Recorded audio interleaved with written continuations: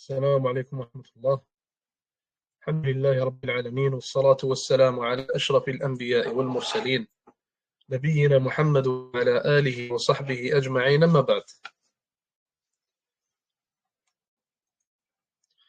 On était arrivé à la page 41, donc on reprend de là où on s'est arrêté, Inch'Allah Ta'ala.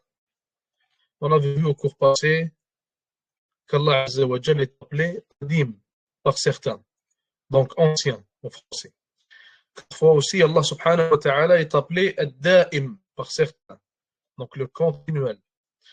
On a vu dans le cours passé certaines informations qu'on n'a pas nécessairement besoin de répéter, comme le fait que rien ne peut réduire Allah Subhanahu wa Ta'ala à l'impuissance, qu'il n'y a d'autre Dieu que lui Subhanahu wa Ta'ala, et ça certainement, ça fait partie des piliers de notre croyance.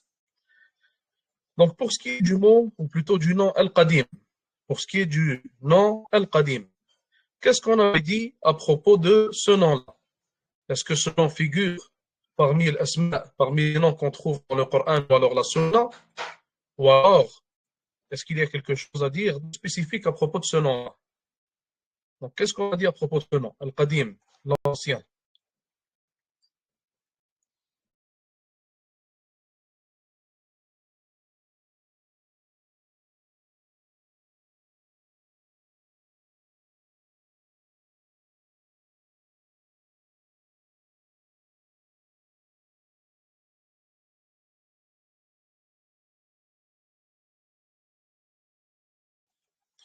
Le mot Al-Qadim est un nom inventé. Est-ce que son sens il est mauvais aussi? Est-ce que le sens du nom Al-Qadim est mauvais?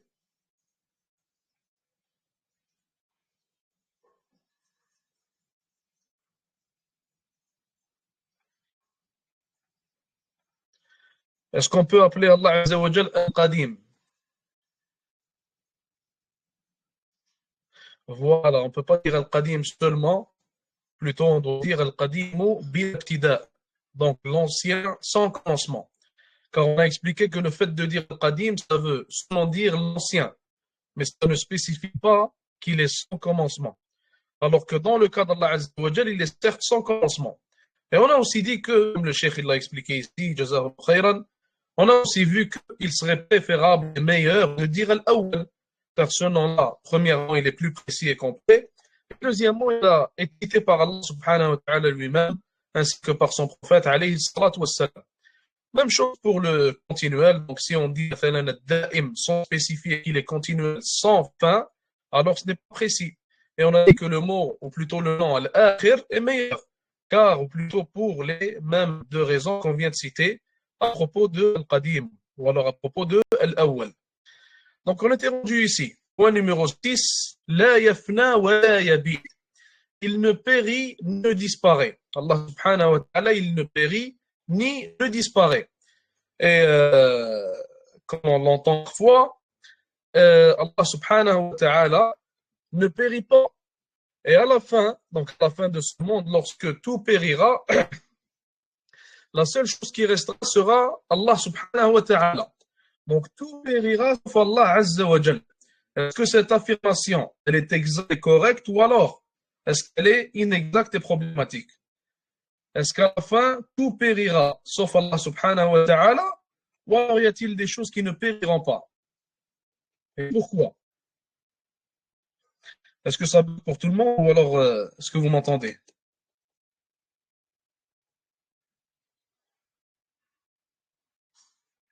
Qu'est-ce qui ne périra pas? Qu'est-ce qui ne va pas périr? Par exemple, l'enfer et le paradis, jazakallahu khair. L'enfer ne périra pas, le paradis ne périra pas, le trône d'Allah subhanahu wa ta'ala ne périra pas, exactement. Donc, ce n'est pas une généralité. Lorsqu'on dit que seul Allah subhanahu wa ta'ala ne périt pas, ce n'est pas en réalité une généralité. Ce qu'on veut dire par là, c'est que seul Allah azza wa jal est sans commencement et sans fin, et il ne périt jamais. Mais il y a des choses qui ont un commencement figurant parmi la création d'Allah azza wa jal, mais qui ont aussi une fin. Qu'ils ont aussi une fin et ils périront, ou plutôt qui pourraient avoir une fin, mais Allah azza wa jal a décidé qu'ils n'en auront pas. Mais ils ont un début, donc ils ont été créés, ce sont des créatures. Comme les exemples cités, le trône, mathalan, le paradis, l'enfer, etc. Il continue en disant, Allah subhanahu wa ta'ala dit, tout ce qui s'y trouve est périssable, ne subsistant que la face de ton Seigneur, c'est dans la grâce et la noblesse.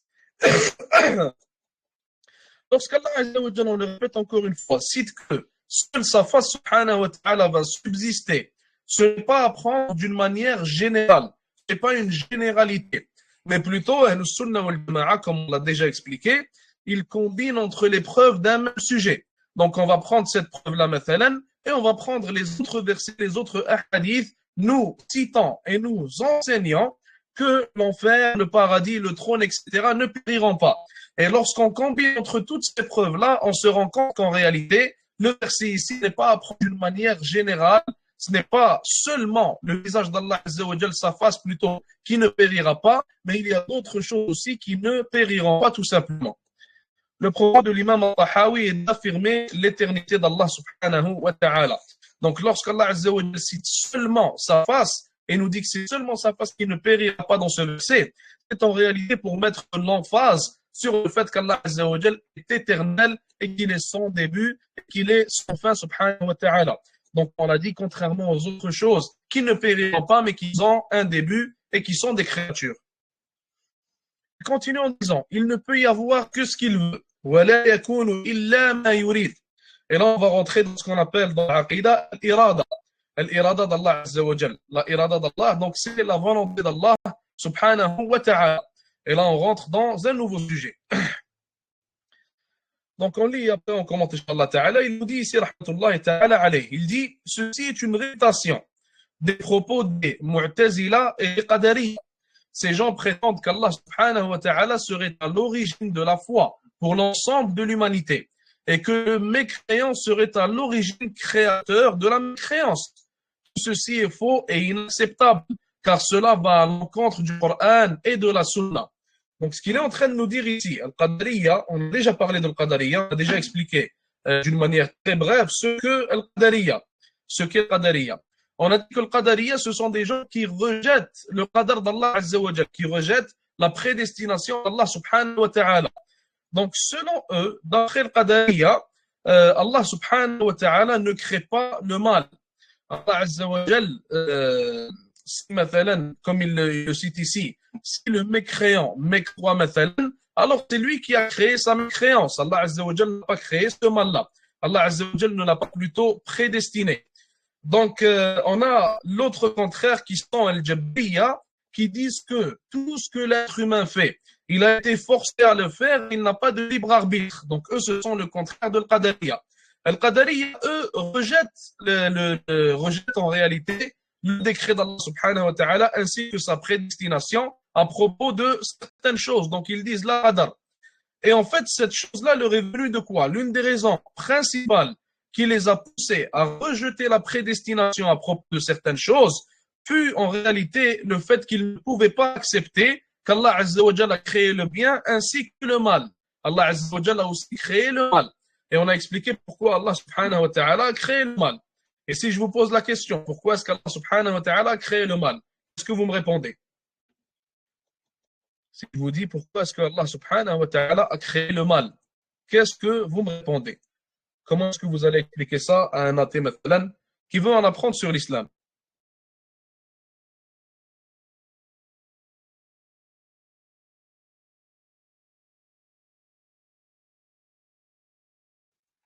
Pour nous trouver, ça c'est une réponse, barakallahu fik, mais on pourrait approfondir un peu plus en disant que sans mal, en réalité, il n'y aura pas d'épreuve. S'il n'y a que le bien, alors où est l'épreuve en réalité? S'il n'y a que le bien, alors qui ne finirait pas au paradis? S'il n'y a pas de mal, alors comment est-ce que les gens seront testés? Donc ça c'est une réponse. Il y a une autre réponse reliée à ce mal-là, reliée à la nature en réalité de ce mal-là. Le mal est un bien, on pourrait l'expliquer d'une manière plus... on pourrait l'expliquer d'une autre manière en réalité. Et on a parlé de ça déjà dans les derniers cours. Tout mal est un bien, comment est-ce qu'on pourrait expliquer ça d'une autre manière? Parce que si on dit maintenant à un athée, tout mal est un bien, il ne va pas le prendre comme ça. Donc comment est-ce qu'on peut l'expliquer d'une autre manière?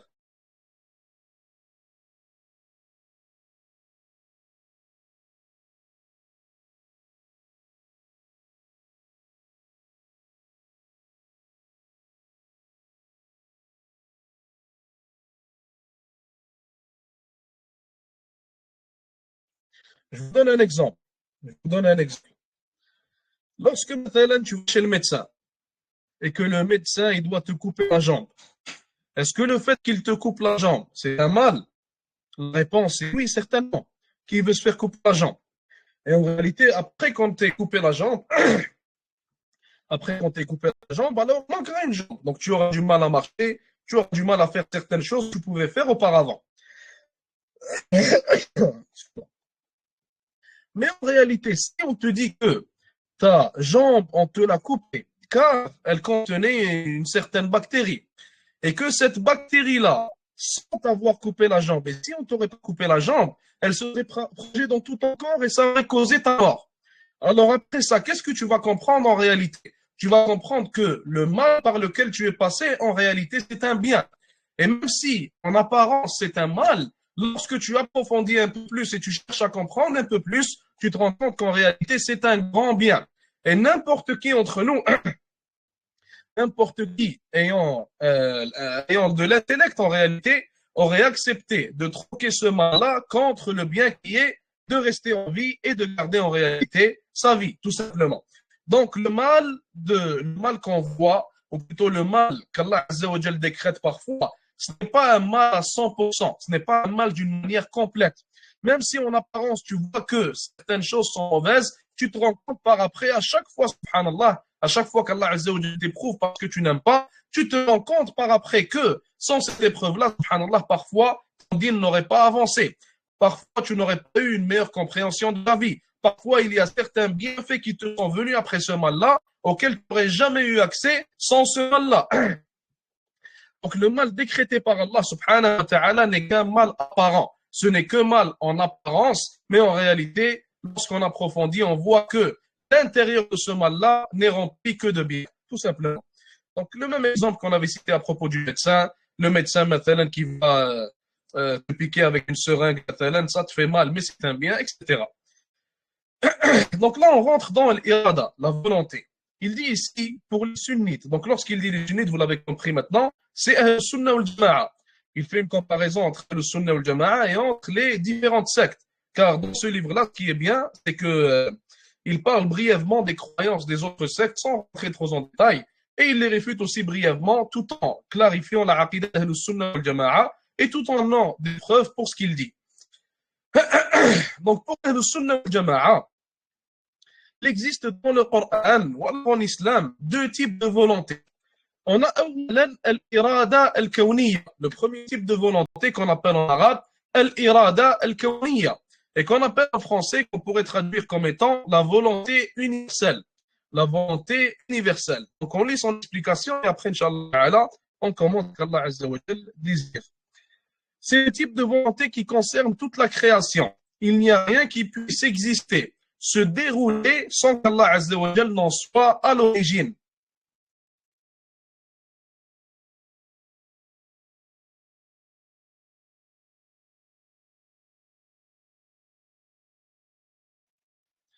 Il continue en disant, l'existence de la vie, de la mort, du bien, du mal, de l'association, du tawhid, de l'unicité, etc. Tout ceci existe parce qu'Allah subhanahu wa ta'ala l'a voulu. Ils ne peuvent exister dans son royaume par la volonté d'un autre que lui. Et on peut rajouter en disant aussi qu'ils ne peuvent exister sans sa volonté. S'il ne l'aurait pas voulu, rien de tout cela n'aurait existé. Il continue en disant, lorsqu'Allah Azza wa Jal veut quelque chose, cela ne peut que se réaliser. Allah subhanahu wa ta'ala dit dans le Coran, cependant, Allah fait ce qu'il veut. Cela dit, Allah Azza wa Jal a-t-il voulu la mécréance? Si c'est au niveau de la volonté universelle, bien entendu, Allah Azza wa Jal l'a voulu.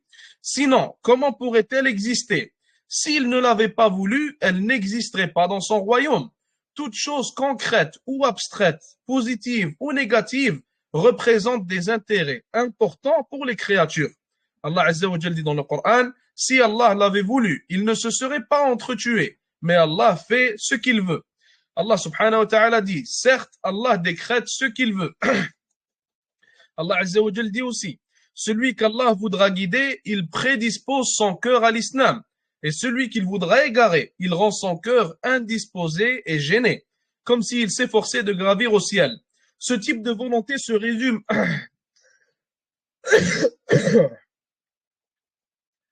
Ce type de volonté se résume dans le propos des gens par ce qu'Allah veut s'accomplir. Et ce qu'il ne veut pas ne peut s'accomplir. En réalité, lorsqu'on parle de la volonté universelle et en voyant, Inch'Allah Ta'ala, l'autre type de volonté, on va avoir une meilleure compréhension, une compréhension plus complète. Lorsqu'on parle de la volonté universelle, on est en train de parler de ce qui se passe dans l'univers, de ce qui se passe dans le royaume d'Allah subhanahu wa ta'ala. Et on n'est pas en train de parler du deuxième type de irada qui est l'irada shar'iyya, la volonté législative. Ça veut dire que la volonté législative est une chose et elle parle de tout ce qui est halal, tout ce qui est haram, tout ce qui est obligatoire, tout ce qui est recommandé, etc. Et la volonté universelle, c'est une autre chose complètement.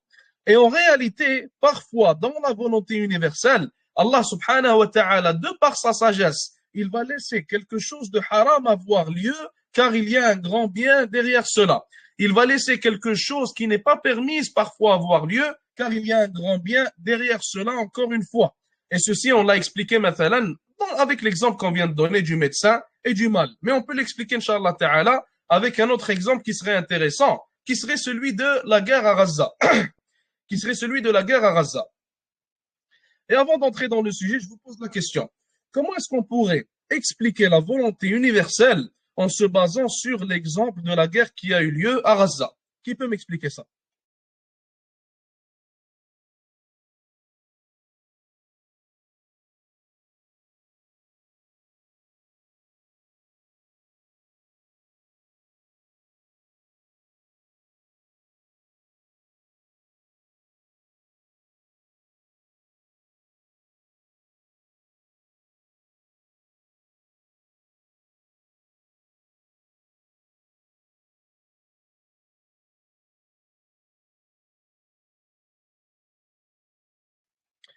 La guerre de Gaza. Je vais vous donner quelques questions exemples. La guerre qui a eu lieu à Gaza. Si on regarde ça d'un point de vue mondain, donc on regarde ça d'un point de vue matériel, mondain, d'un point de vue qui prioriserait la vie d'ici-bas. Comment est-ce qu'on, ou plutôt quelle conclusion est-ce qu'on va avoir à propos de cette guerre-là? On voit des gens qui se font massacrer, on voit des enfants, subhanallah, des bébés qui n'ont rien à manger, qui meurent de faim. On voit des femmes, subhanallah al-azim, se faire violer par des mouchriquines, kuffar, amjas. On voit toutes sortes de choses qu'on n'aurait peut-être pas imaginées et qu'on n'aurait jamais pensé voir devant nos yeux dans ce monde-là. Mais on les a vues. Malheureusement, on a vu ces choses-là sans que personne ne bouge un doigt. Donc, toutes ces choses-là qu'on a vues, quelle est notre conclusion? Quelle est l'idée qu'on tire après avoir vu tout ça? Si on regarde ça d'un point de vue matériel et mondain, quelle conclusion est-ce qu'on tire après tout ça?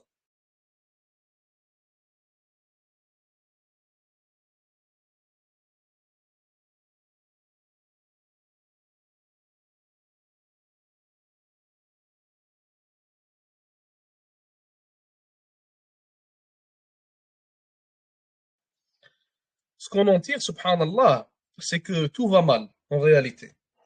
Ce qu'on en tire, c'est que tout va mal. Ce qu'on en tire, c'est que le sang du musulman ne vaut rien.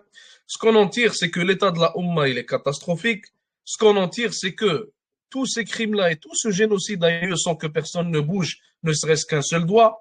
Ce qu'on en tire, c'est que on est 1 milliard, on va dire 1 milliard, donc ils disent 2 milliards de musulmans. Si on exclut Shia, on exclut ce qu'il y a à exclure, on va dire 1 milliard, wallahu alam.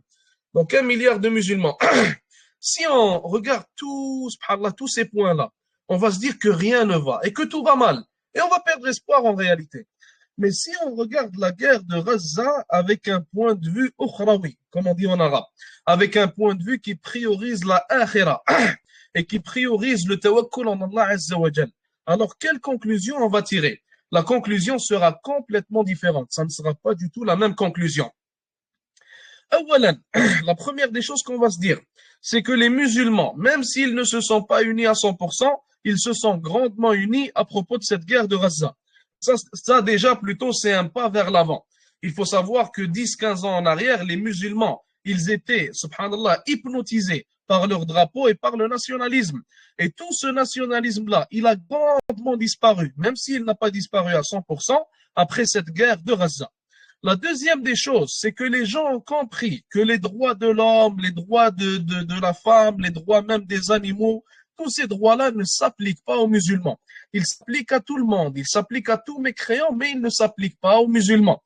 Donc les musulmans ont compris qu'il ne faut pas avoir confiance en ces droits-là, qu'il ne faut pas avoir confiance en l'ONU et en toutes ces associations-là, mais plutôt qu'il faut avoir confiance en le Coran, il faut avoir confiance en Allah Azza wa Jal, et que la solution ne peut venir que de nous-mêmes en réalité. Elle ne vient que d'un effort islamique qui est basé, qui est fondé sur le Coran et sur la sunna du prophète, alayhi salatu wassalam.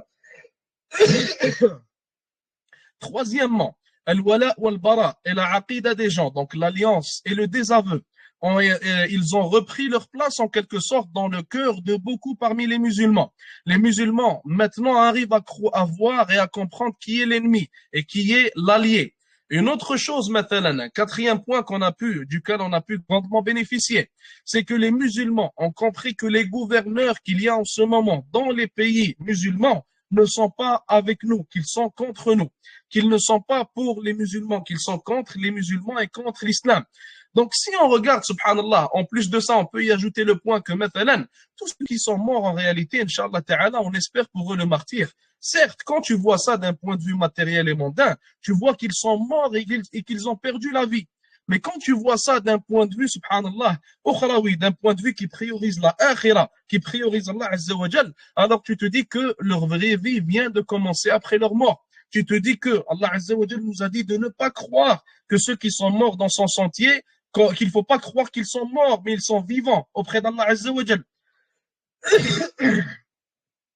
Qu'il faut comprendre aussi qu'ils ont les plus hauts degrés du paradis. Donc on devrait être content pour eux. Et on devrait être triste pour nous, car on n'a rien pu faire pour eux et car on n'a pas subi la même mort qu'eux en réalité. Donc subhanallah, lorsqu'on regarde ça d'un point de vue qui priorise la akhira, qui priorise ce qui plaît à Allah subhanahu wa ta'ala, alors c'est complètement différent. Et c'est ça l'exemple que je voulais vous donner avec la volonté universelle. Allah Azza wa Jalla a laissé des choses se passer à Gaza qui sont contraires à la volonté législative, qui sont contraires au halal et au haram. Certainement, le génocide est haram. Certainement, tuer des femmes, tuer des enfants, etc. Tout ceci est haram. Mais Allah Azza wa Jalla a laissé tout ça arriver pour une sagesse qu'il a, subhanahu wa ta'ala, et pour un bienfait, pour des bienfaits en réalité, comme ceux qu'on vient de citer, et certainement, on n'en a cité que très peu. Il en manque beaucoup. Donc là, on voit, subhanallah al-azim, que même si, à propos de la volonté universelle, il y a une chose qui arrive, qui est contraire à la volonté législative, il faut savoir que cette chose, elle n'est que bien en réalité. Et elle n'est que remplie de bien pour les musulmans et pour l'islam d'une manière générale. Par après, il nous dit ici la volonté religieuse. Par après, il nous dit ici la volonté religieuse.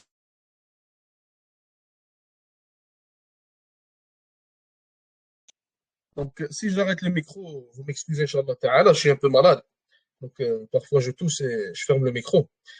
Donc, la volonté religieuse, l'irada diniya ou alors l'irada shar'iyya en arabe, on peut l'appeler des deux manières. Il l'explique ici en disant ce qu'Allah subhanahu wa ta'ala a voulu que cela existe au niveau universel, telle la mécréance, la désobéissance, le mal, l'injustice, etc. Au niveau de la volonté religieuse, il ne les aime pas. Et c'est ça la différence entre les deux.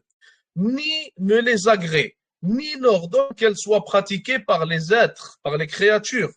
Allah en interdit toute pratique, les déteste et suscite sa colère. Si au niveau de la volonté universelle, il ne peut y avoir dans son royaume que ce qu'il veut, au niveau de la volonté religieuse, il peut y avoir dans son royaume ce qu'il ne veut pas. Mais certainement, ça reste en dessous de la volonté d'Allah Azza wa Jal, car ça rentre dans le premier type de volonté d'Allah subhanahu wa ta'ala. Et un exemple qu'on peut citer brièvement ici, le meurtre, mathalan, le meurtre. Allah Azza wa Jalla a interdit le meurtre. Allah subhanahu wa ta'ala nous a cité que tuer quelqu'un sans juste droit fait partie des pires des péchés. Mais Allah subhanahu wa ta'ala a permis de sa volonté universelle qu'il y ait des gens qui se fassent tuer à Gaza. Donc là, vous comprenez la différence entre les deux. Donc, il continue en disant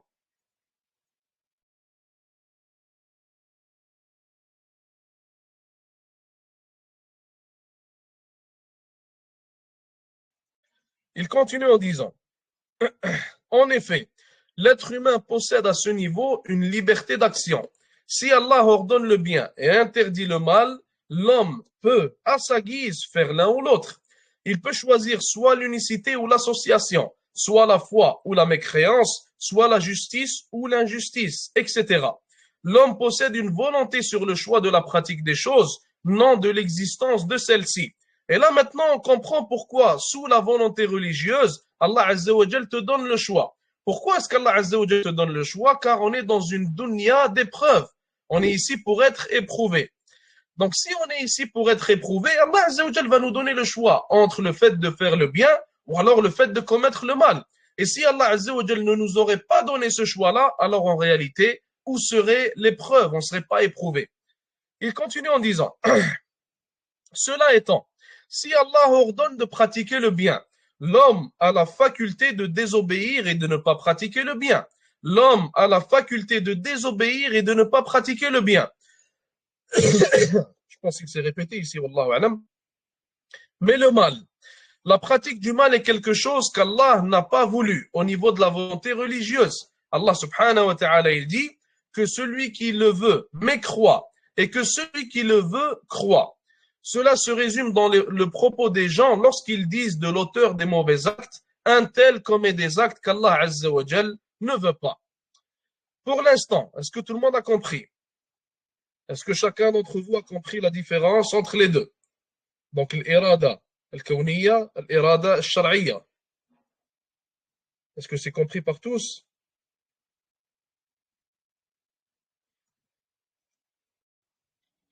Si vous l'avez compris, alors à vous de me l'expliquer maintenant. Qu'est-ce que l'irada al-kawniyya? Répétez-moi ça. Répétez-moi l'irada al-kawniyya, son explication. Qu'est-ce que l'irada al-kawniyya? Ou alors la volonté universelle. Rapidement, comme ça on ne perd pas de temps, Inch'Allah.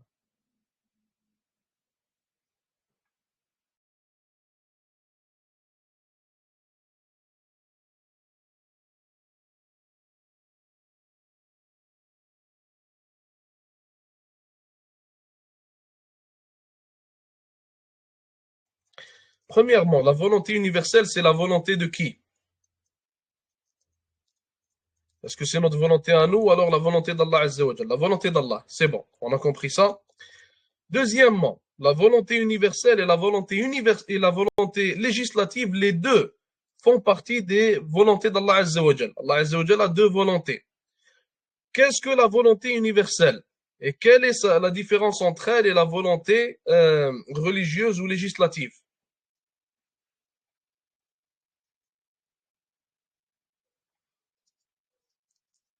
La volonté universelle, c'est ce qu'Allah veut. C'est ce qu'Allah Azza wa Jal laisse arriver dans son univers, dans son royaume. Qu'il l'agrée ou pas religieusement, tout simplement. Et tu as même cité une preuve, barakallahu fik. La preuve, c'est quoi? S'il l'aurait voulu, il ne se serait pas entretué. Donc, si Allah Azza wa Jal aurait voulu, de par sa volonté universelle, il ne les aurait pas laissés s'entretuer. Et la volonté législative, c'est quoi? La législative, alors, c'est quoi?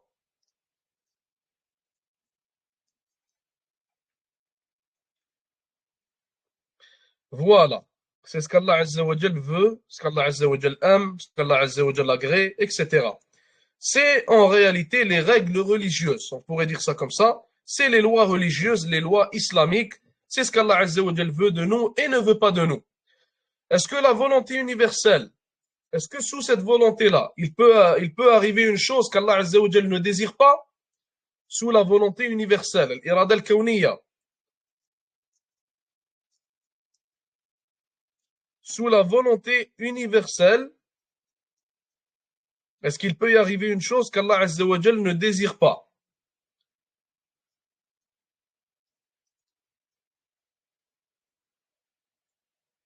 Si on veut dire par là qu'il arrive une chose qu'Allah Azza wa Jal ne désire pas législativement, donc selon la religion, alors oui.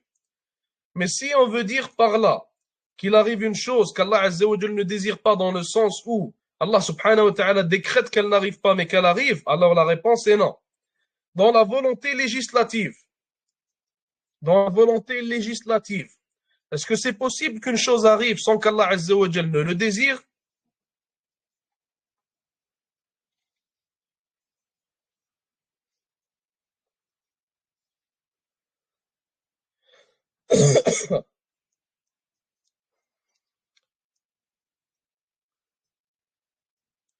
Si on veut dire par là qu'une personne contrarie l'ordre d'Allah Azza wa Jal, alors la réponse est oui. Si on veut dire par là qu'une personne contrarie la législation d'Allah Azza wa Jal qui est son ordre, alors la réponse est oui. Voilà, on a le contrôle de nos actions, mais tout ceci est sous le contrôle d'Allah Azza wa Jal. Mathalan, l'un de nous maintenant, s'il a envie de se lever, est-ce qu'il peut se lever? Certainement, il peut se lever. Si l'un d'entre nous, il a envie de marcher, est-ce qu'il a la possibilité de décider qu'il va marcher, qu'il va se lever, il va marcher? Oui, il peut. Donc, il a ce choix-là qu'il peut faire. Mais si, mathalan, toi, maintenant, tu décides de te lever et tu décides de commencer à marcher, et lorsque tu te lèves, Allah Azza wa Jal décide du contraire, il décide que tu tombes et que, mathalan, tes pieds n'arrivent plus à te porter. Alors, ce qu'Allah Azza wa Jal a décidé va passer avant ce que tu as décidé. Car ton libre arbitre que tu possèdes, ton contrôle que tu possèdes, il est sous la volonté d'Allah subhanahu wa ta'ala. Ou alors, avec des termes plus exacts, la volonté que tu possèdes, elle est sous la volonté d'Allah subhanahu wa ta'ala et elle n'est jamais au-dessus ou alors ne passe jamais avant celle d'Allah. Il nous dit ici, donc on passe à autre chose, il nous dit ici, لا تبلغه الأوهام ولا تدركه الأفهام. Les imaginations ne peuvent l'atteindre et les intelligences ne peuvent le concevoir. Ou alors l'intellect ne peut le concevoir. On pourrait dire ça comme ça. Donc ici, il parle d'Allah subhanahu wa ta'ala. Allah Azza wa Jal dit, on ne peut l'embrasser par la science. Donc personne ne peut comprendre Allah Azza wa Jal ou alors atteindre la pleine compréhension de l'être d'Allah subhanahu wa ta'ala. Ou alors même des actions d'Allah subhanahu wa ta'ala. Ou alors même des habitudes d'Allah subhanahu wa ta'ala. Lorsqu'on parle des actions, maintenant, subhanallah, on va commencer avec l'être. L'être d'Allah Azza wa Jal, ça c'est simple à comprendre. On ne peut l'atteindre, on ne peut le comprendre. Aucun d'entre nous, maintenant, il peut nous expliquer comment est-ce que, ou plutôt, à quoi est-ce qu'Allah Azza wa Jal ressemble. Personne ne peut expliquer ça. Comment est-ce qu'Allah Azza wa Jal descend au premier ciel, au dernier tiers de la nuit? Personne ne peut expliquer ça, encore une fois. Personne n'atteint cette compréhension. Et pour ce qui est des actions d'Allah Azza wa Jal, personne n'atteint leur pleine compréhension non plus. Et qu'est-ce qu'on veut dire par là? Des fois, subhanallah, des fois une certaine personne, un individu, il se retrouve face à un problème, mathalan. Et il invoque Allah Azza wa Jal pour régler son problème. Il invoque Allah subhanahu wa ta'ala pour lui régler ce souci-là. Et subhanallah, après avoir invoqué Allah subhanahu wa ta'ala, Allah Azza wa Jal le regarde avec une vue de miséricorde, comme on le dit en arabe, et Allah subhanahu wa ta'ala décide de lui régler son souci. Et habituellement, majoritairement, Allah Azza wa Jal va te régler ton souci d'une manière que tu n'imaginais même pas, d'une manière que tu n'espérais même pas, d'une manière, subhanallah, qui ne cessera de t'étonner. Donc toute ta vie, elle t'étonnera, subhanallah al-azim.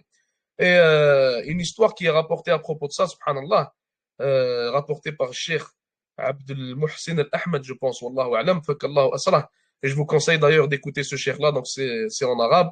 Le cheikh Abdul Muhsin al-Ahmad, c'est un cheikh qui se concentre beaucoup sur la tezkiya des cœurs, beaucoup sur les histoires qui vont raviver la himma, raviver la motivation du musulman, raviver la foi du musulman. Donc ses cours et ses exhortations sont très très bénéfiques. Donc Cheikh Abdul Muhsin al-Ahmad, il a raconté une histoire, l'histoire d'un homme qui vivait avec sa fille et avec la fille de sa fille, donc sa petite fille. Et le mari de sa fille à lui, le mari de cet homme-là, était en prison. Et l'homme racontait lui-même à Cheikh Mohammed Hassan en lui disant qu'il n'avait aucun, j'ai oublié la monnaie qu'ils ont en Égypte. En gros, il n'avait rien. Il n'avait pas $1, si on veut citer le dollar. Donc, il n'avait rien. Il n'avait pas d'argent. Il n'avait pas de quoi donner à manger à sa fille ni à sa petite fille. Et il a raconté au cheikh qu'un jour, subhanallah, il a dit, on est passé par une nuit invivable.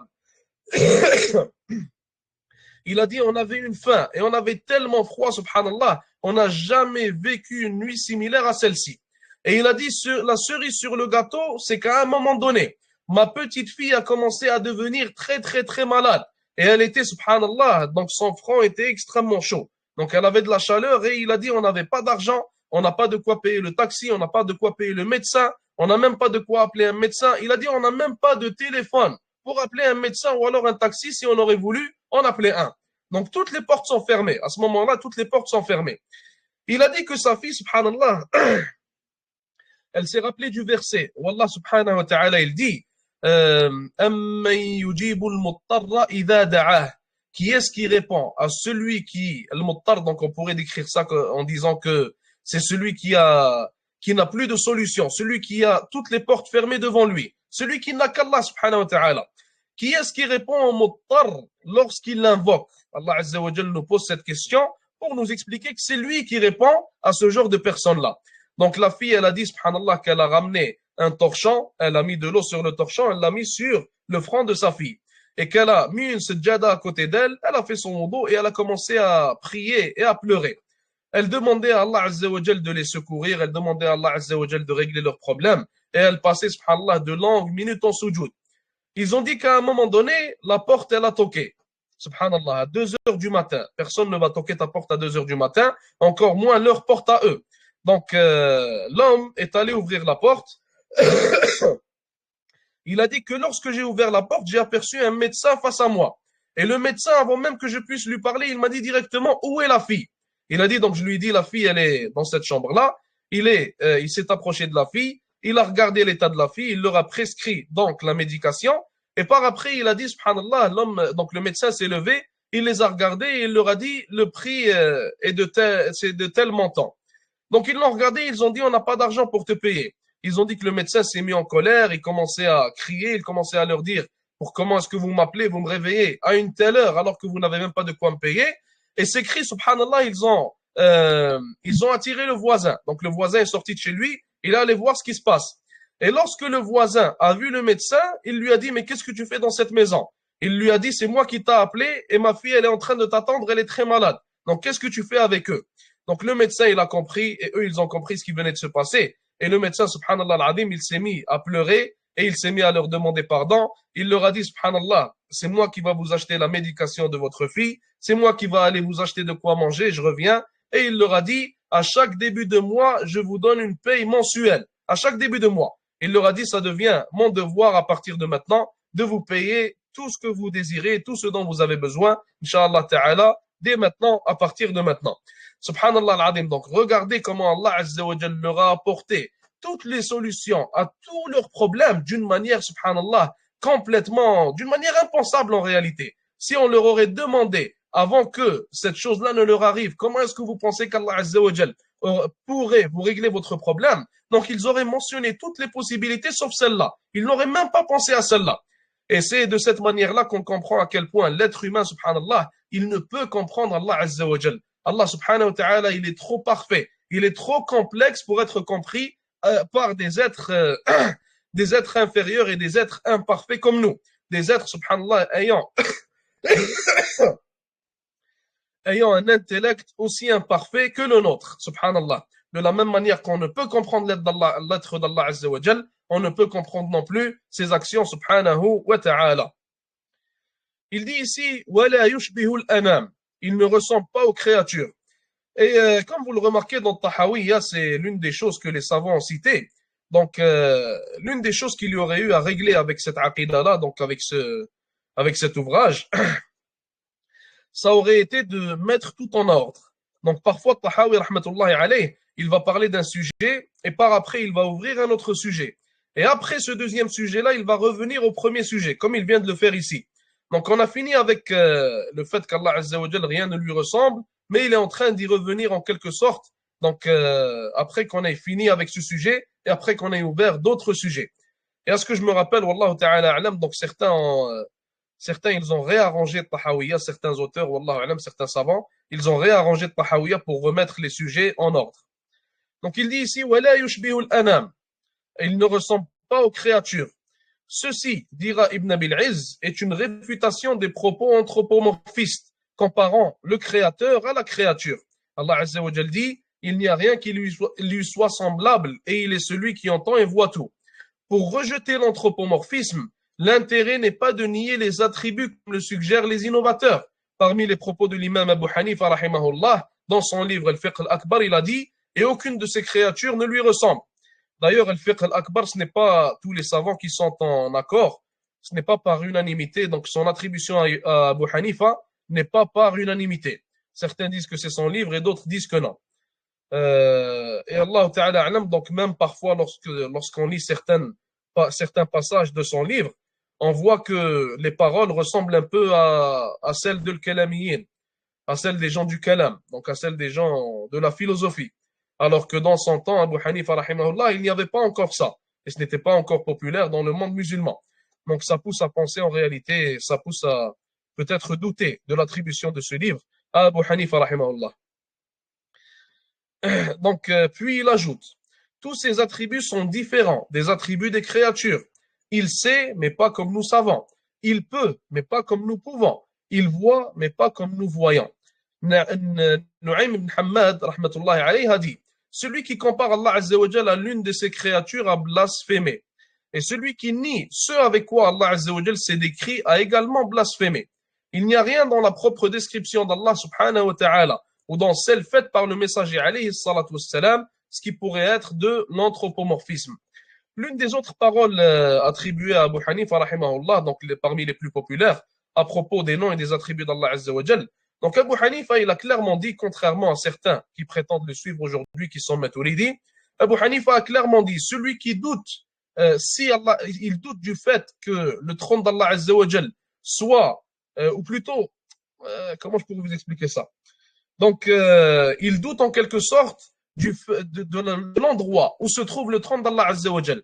Donc, il dit, je ne sais pas si son trône il est au-dessus des cieux ou alors si son trône il est sur terre. Il a dit, si une personne a ce doute-là, alors il mécroit et il sort de l'islam.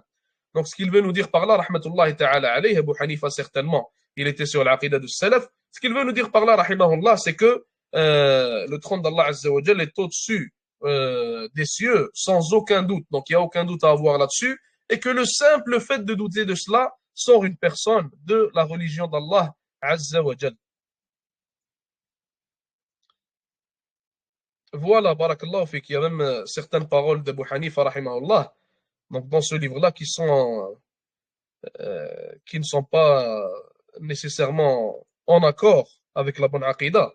Donc, c'est ça qui a poussé beaucoup à, pas seulement ça certainement, mais pour beaucoup de raisons, beaucoup parmi les savants rejettent l'attribution de ce livre-là à Abu Hanifa rahmatullahi ta'ala alayh. Donc même certaines paroles qu'on retrouve dans Tahawiyya, on voit des paroles dans le fiqh al-akbar qui sont contraires en quelque sorte aux paroles de Tahawiyya. Alors que Tahawi rahimahullah, il rapporte ici la aqidah d'Abu Hanifa et de ses deux élèves. Donc ça ne fait pas réellement de sens. On s'arrête là pour aujourd'hui, Inch'Allah. Jazakumullahu khair. Wa sallallahu wa sallam wa baraka ala nabiyyina Muhammad. Assalamu alaikum wa rahmatullahi wa barakatuh.